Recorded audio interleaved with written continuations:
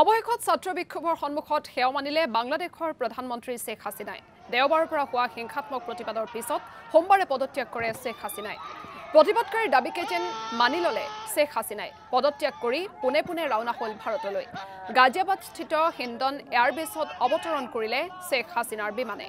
শেখ হাছিনাক সাক্ষাৎ কৰিলে ৰাষ্ট্ৰীয় নিৰাপত্তা উপদেষ্টা অজিত ডোভালে। অজিত ডোভালৰ সৈতে আছিল ভাৰতৰ চোৰাংচোৱা সংস্থা ৰৰ মুৰব্বী।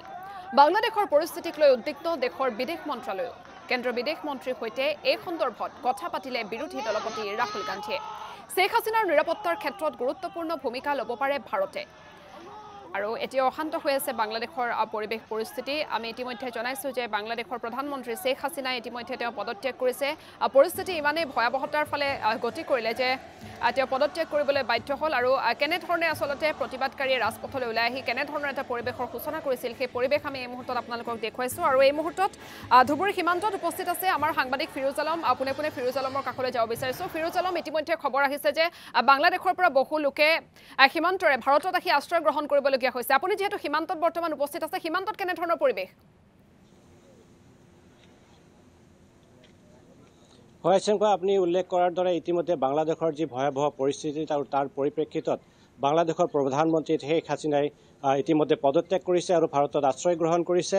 আৰু যি খবৰ আমি ইতিমধ্যে পাবলৈ আৰম্ভ কৰিছোঁ যে বাংলাদেশত যিহেতু পৰিস্থিতি অতি ভয়াৱহ হৈ পৰিছে, বাংলাদেশৰ পৰা যি বাংলাদেশী নাগৰিক ভাৰতত অহাৰ সম্ভাৱনা আছে। আৰু তাৰ পৰিপ্ৰেক্ষিতত আৰু আমি যদি ক'বলৈ যাওঁ যে সীমান্তত কিন্তু যি সীমান্ত সুৰক্ষা বাহিনী আছে তাত নিৰাপত্তা ব্যৱস্থা কটকটীয়া কৰি তুলিছে। মই এই মুহূৰ্তত উপস্থিত আছোঁ ধুবুৰী জিলাৰ ধুবুৰীৰ যি ভাৰত বাংলাদেশ সীমান্তৱৰ্তী আন্তঃৰাষ্ট্ৰীয় বাণিজ্য কেন্দ্ৰ সোনাহাট আন্তঃৰাষ্ট্ৰীয় বাণিজ্য কেন্দ্ৰত আছোঁ। আচলতে বাংলাদেশৰ যি বিক্ষোভ, এই বিক্ষোভৰ ফলত যে বাংলাদেশতে এক অস্থিৰতা সৃষ্টি হৈছে সেয়া নহয়। ভাৰতবৰ্ষৰ লগত যি বৈদেশিক চুক্তি অনুসৰি যে ব্যৱসায় চলিছিল, সেই ব্যৱসায় বন্ধ হৈ পৰা পৰিলক্ষিত হৈছে। আৰু সোনাহাট আন্তঃৰাষ্ট্ৰীয় বাণিজ্য কেন্দ্ৰত একেই পৰিস্থিতি। ইয়াৰ জৰিয়তে যি ব্যৱসায় চলিছিল বাংলাদেশৰ লগত শিল কয়লাকে ধৰি বিভিন্ন সামগ্ৰীৰ, এই ব্যৱসায় বন্ধ হৈ আছে। বৰ্তমান যি সামগ্ৰিক পৰিৱেশ মই দেখুৱাই ল'ব বিচাৰিছোঁ, ইয়াত চাওক এনেদৰে বহু সংখ্যক ট্ৰাক ইয়াত ৰখা আছে। আৰু এই ট্ৰাকসমূহৰে আচলতে বাংলাদেশলৈ শিল ৰপ্তানি কৰা হৈছিল।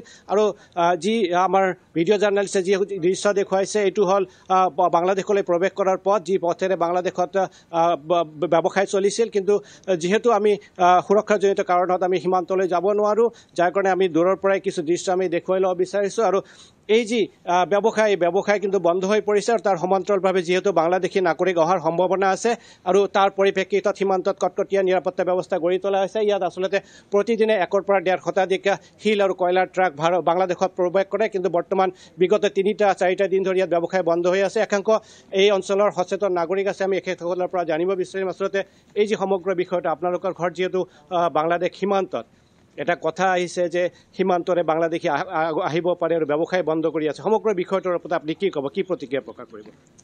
আচলতে বাংলাদেশৰ যি অচলাৱস্থা চলি আছে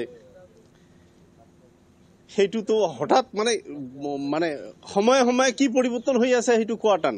যিয়ে নহওক, এই আমাৰ আন্তঃৰাষ্ট্ৰীয় বাণিজ্য কেন্দ্ৰত এই বাংলাদেশৰ অচলাৱস্থাৰো এটা ব্যাপক প্ৰভাৱ পৰিছে। এনেই এই বাণিজ্য কেন্দ্ৰৰ যিটো ব্যৱসায়িক পৰিস্থিতি, এইটো দীৰ্ঘদিনৰ পৰা বেয়া চলি আছে। তাৰ শেহতীয়াকৈ যে বৰ্তমান যোৱাকালি যিটো ঘটনা হ'ল, আমি বিভিন্ন ছ'চিয়েল মাধ্যমত যেনেকৈ গম পাই আছোঁ যে শেখ হাছিনাই পদত্যাগ কৰিছে আৰু ভাৰতলৈ পলাই আহিছে। যিয়ে নহওক, তাৰ কাৰণে এনেকুৱা এটা আনচাৰ্টেইন, অনিশ্চিত এটা অৱস্থাত বিৰাজ কৰিছে। ড্ৰাইভাৰসকল বা গাড়ীৰ মালিকবিলাক বা এক্সপৰ্টাৰবিলাক চব থমথমীয়া হৈ আছে। আৰু সীমান্ত অঞ্চলতো এনে নিৰাপত্তা ব্যৱস্থা বিভিন্ন ধৰণে কটকটীয়া কৰি ৰখা হৈছে।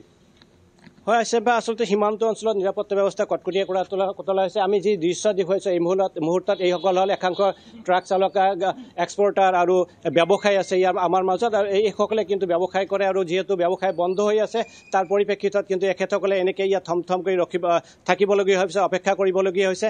আৰু আমি পুনৰবাৰ উল্লেখ কৰিব লাগিব যে যিহেতু বাংলাদেশ সীমান্তৰে বাংলাদেশী নাগৰিক অহাৰ সম্ভাৱনা এটা উত্থাপিত হৈছিল, এটা প্ৰশ্ন উত্থাপিত হৈছিল। তাৰ পৰিপ্ৰেক্ষিতত কিন্তু সীমান্ত সুৰক্ষা বাহিনীয়ে নিৰাপত্তা ব্যৱস্থা কটকটীয়া কৰি তুলিছে আৰু পৰৱৰ্তী সময়ত যি ৰাজনৈতিক অস্থিৰতা এই ৰাজনৈতিক অস্থিৰতাৰ প্ৰভাৱ ভাৰতত কেনেদৰে পৰে সেয়া কিন্তু অতি লক্ষণীয় বিষয় যিহেতু ভাৰতৰ লগত বাংলাদেশৰ বহু বৈদেশিক সম্পৰ্ক আছে ব্যৱসায় বাণিজ্যৰ সম্পৰ্ক আছে আৰু সমগ্ৰ বিষয়ৰ ওপৰত যিহেতু প্ৰভাৱ পৰিছে আৰু ভাৰত চৰকাৰ আৰু বাংলাদেশ চৰকাৰে কেনেধৰণে কি পৰিস্থিতি গ্ৰহণ কৰিব আৰু বাংলাদেশৰ পৰিস্থিতি নিশ্চয়কৈ ফিৰোজ আলম আপোনাক এই মুহূৰ্তত ধন্যবাদ জ্ঞাপন কৰিছোঁ আপুনি এই সন্দৰ্ভত সবিশেষ জনাৰ চেষ্টা কৰিলে আৰু আমি ইতিমধ্যে দৰ্শকসকলক জনাইছোঁ যে হিংসাজৰ্জৰ বাংলাদেশৰ পৰা ভাৰতত আশ্ৰয় গ্ৰহণ কৰাৰ সম্ভাৱনা আছে বহু বাংলাদেশী নাগৰিকৰ যাৰ বাবে সীমান্তত কটকটীয়া কৰি তোলা হৈছে নিৰাপত্তা ব্যৱস্থা ইফালে বাংলাদেশত যি ৰাজনৈতিক অস্থিৰতাৰ সৃষ্টি হৈছে যি অশান্তজৰ্জৰ পৰিস্থিতিৰ সৃষ্টি হৈছে তাৰ প্ৰভাৱ ভাৰততো পৰিবলৈ আৰম্ভ কৰিছে আৰু ভাৰত আৰু বাংলাদেশৰ মাজত যি বাণিজ্যিক সম্পৰ্ক সেয়া বৰ্তমান ব্যাহত হৈ পৰিছে এই বাংলাদেশৰ অস্থিৰ অৱস্থাৰ বাবে